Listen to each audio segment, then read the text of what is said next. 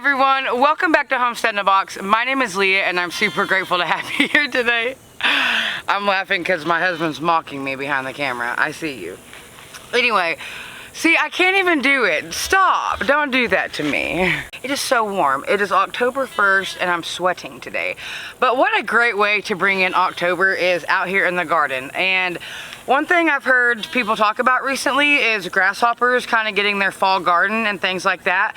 Although I haven't had that issue this year, I have a way to fix that issue for you. And not only is it going to fix your grasshopper issue for you, you can also utilize what I'm going to show you for in your winter garden. The number one question I get asked over on Facebook when I talk about winter gardening is, do I have a high tunnel? How do I protect my garden? And I have said it before, the first year I just used painter cloth. The second year my husband created these things here behind me I'm going to show you today. And so dual purpose, grasshopper protectant, frost protectant, and super affordable and easy to make. So I'm going to plant some cabbage out today. On my last video I had mentioned the chickens came in, something came in, the turkey, the chickens, one of the two came in nonetheless and kind of wiped out all of my cabbage and my Brussels sprouts and my broccoli and all the things. And so I've just been watering them and some of them have some new growth back. However, some friends and I went to a plant sale over at Connors State College in Warner, Oklahoma, and I purchased some cabbage starts to replace the ones that the turkey did get. And so I'm going to plant those in this bed today and then just kind of show you how easy it is to just cover your beds. And you can cover them with just this netting that I have back here that's super affordable to buy, purchased on Amazon. And you can use them for your winter garden to protect them from hard frost. Although a lot of the things that you're growing in the winter is frost hardy, some of them can have damage done to them if the temperatures are below a certain temp for so many days in a row. So it is good to have an extra with each layer of protection that you put on it. It almost, like they say, like it bumps you up a growing zone. So anyway, let's jump into this video. I'm gonna go grab my cabbage and we're gonna get it planted, and I'm gonna show you how I am covering these right now to protect them from my chickens. All right, first things first, I obviously need to get all of these weeds out of here. There's quite a few in here. Some of my beds have been more neglected than others. Some of my beds have had random flowers growing back. Like this is a sunflower growing in here. I don't know if you can see this, but this is a random sunflower. And I did plant a lot of sunflowers in here at one point. If you've been here for a minute, that had a YouTube video where I planted all of those sunflowers in this bed, and then my chickens came in and, you know, made a snack of them. Actually, here's one that survived. Hold on. Here's one of the sunflowers that actually did survive. And I'm gonna leave it in here because it survived. It's like the Lone Ranger that survived in the whole thing. But other than that, I've kind of left the bed untouched, and so I'm needing to weed it.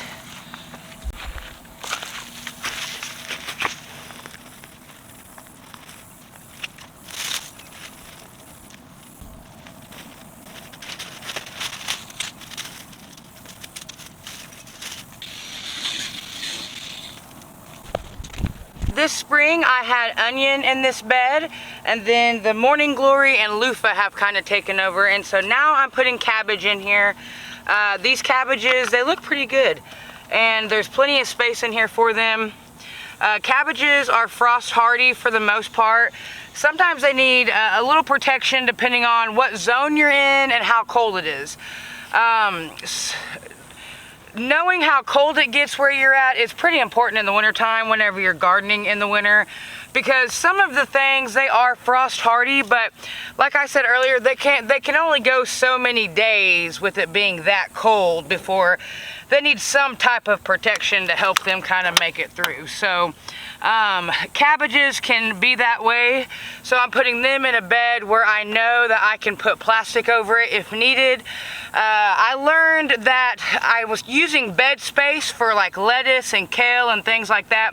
I was using up some of my bed space when I didn't need to use my bed space for that, because the lettuces and kales and things like that, even when it's super cold, they tend to bounce back easier than what the cabbage do, and I learned that last year. So I'm definitely making sure to put the cabbage in a bed to where they can have some sort of protection.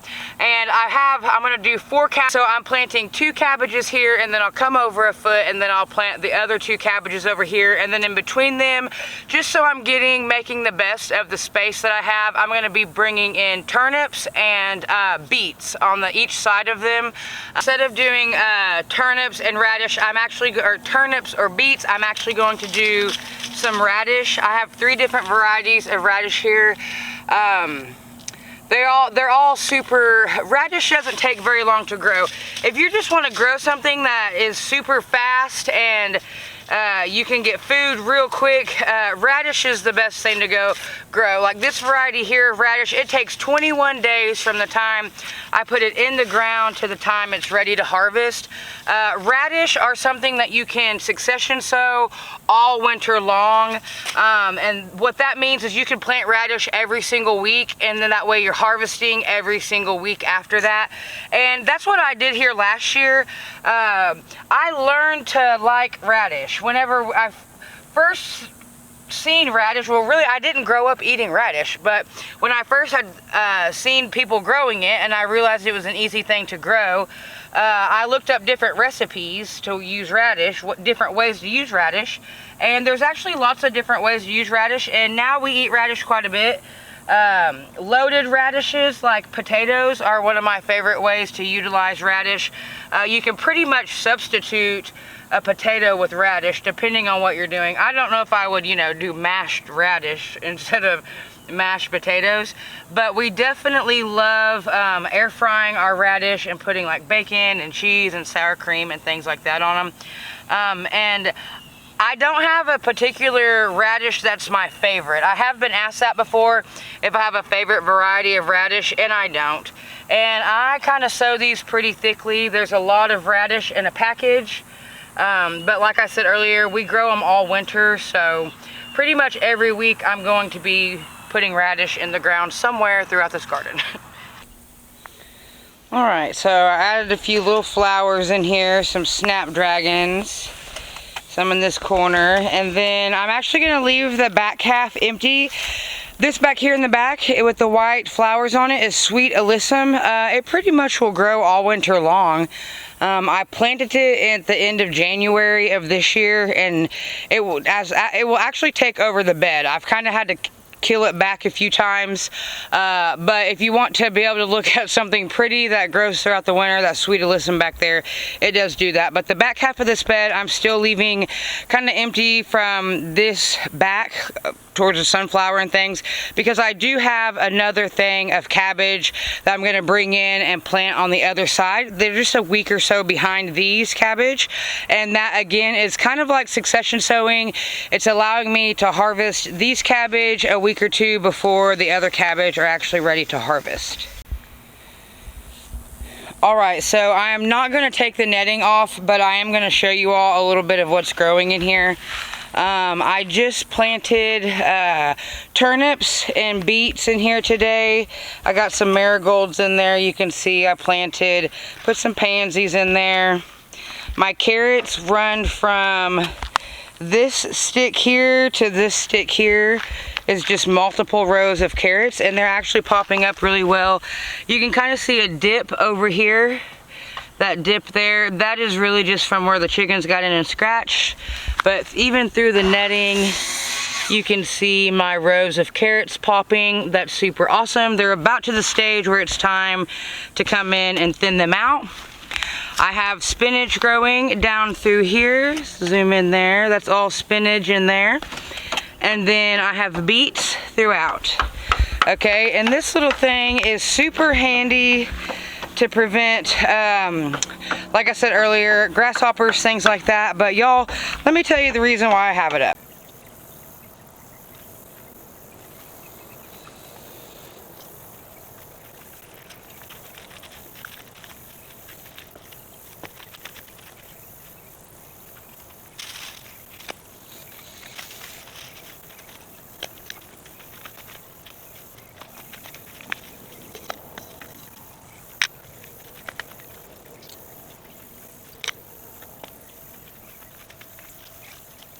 All right, so honestly, it's really not that hard to put on.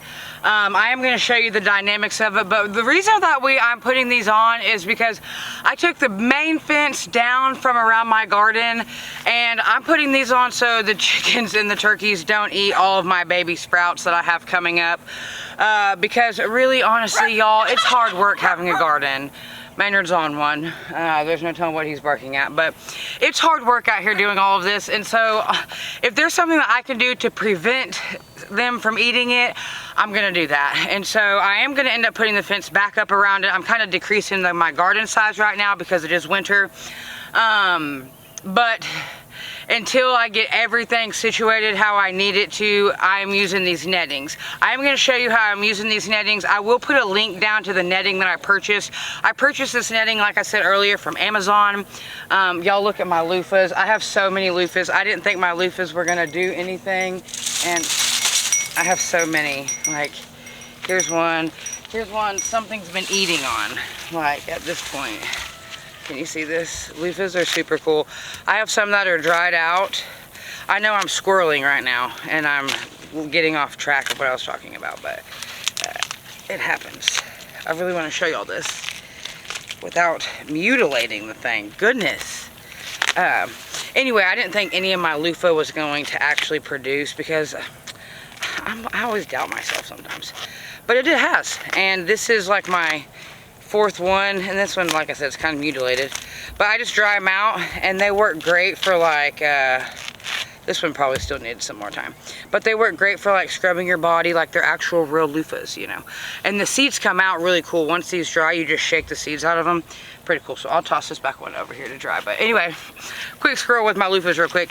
But anyway, so that's why I have it up. It's great if you are battling grasshoppers.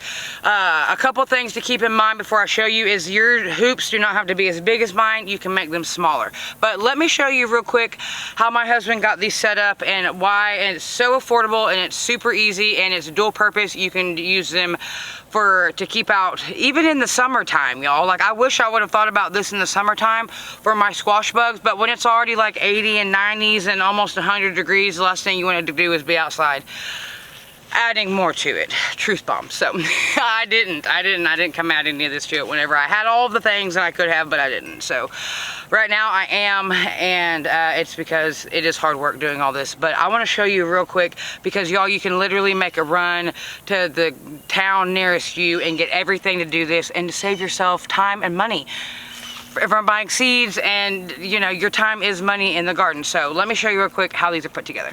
So I'm just going to show you right here. I think you can see it. So I just pulled the PVC pipe off. It's just PVC pipe, and then he's put rebar in the ground right here, and then you just slide it down. And then for this netting, normally I have clips, but I don't have any clips, and so I highly recommend clipping it, and I'll probably go in later and just even get a clothespin to clip it. But use a rock or something like that. It's real thin netting. I mentioned I'll put down in the description the link. I got it from Amazon, but it works great, y'all. I bought this for my cabbages to protect my cabbages. But anyway, so this is one of my longer beds, so I have 3 hoops over it. The hoops are just PVC pipe hoops, as you can see here, and we just bent them. I'm sure that he cut them to a certain length, and my length probably isn't going to fit your length because our garden beds are not the same length. But you can see here there's 3 on this bed, 1, 2, 3 all the way down. Secure it however you see fit, however is going to work for you and your family. Some of ours, there's going to be times where you know, it's going to need more security than what it has right now. Oh, there. Alright, I said the original reason that we have these is for the winter time. Last year, I wanted to add an extra layer of protection over my garden, and so I purchased, at the time, I just purchased drop cloth, real thin plastic. Honestly, from all the things I've read since then, I've really just read and I've heard that if you're gonna do it, just buy greenhouse plastic. And so this year I will have greenhouse plastic, and I will utilize these tunnels for the reason I put them in is for in the winter time. and I will cover them with greenhouse plastic. But y'all, it's a real affordable thing to do to any raised garden bed if you want to have a season extender. Even if you have a small garden bed along the side of your house, you just need smaller pieces of PVC pipe, and just know that, you know, you're not going to grow your Brussels sprouts to be so tall. Your things are only going to grow so tall for however tall your cloth is. But things like spinach and lettuce, stuff like that, people use these row covers all the time in the wintertime, just to be extra safe to protect their things. And it's super affordable to make. It's just PVC pipe and rebar, and the most expensive thing in it is either the netting or the plastic that you're using for it. But I really just wanted to show you all how you can get a double use out of one thing in your garden. It was an easy thing for us to choose to invest in, because it is double use for us, and it is an extra layer of protection for our food, kind of ensuring that we have food, that we do get our food. So for us, it was a win-win. I hope that you're inspired by it. I hope that, you know, like I said, I know people are losing a lot of things to grasshoppers, and my garden beds are wide. If you have thinner garden beds, I mean, you could just about cut this netting in half and still use it.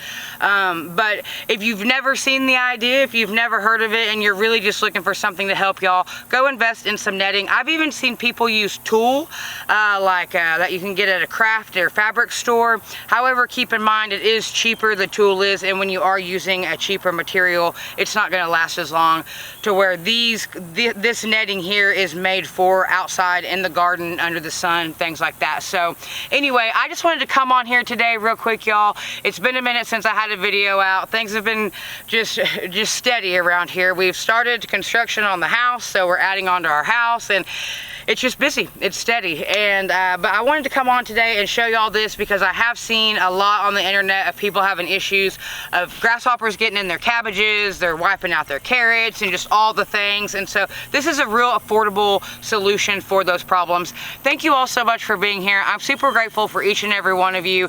I'm sending you all good vibes. Send good vibes to somebody that you all know, and I'll talk to y'all soon.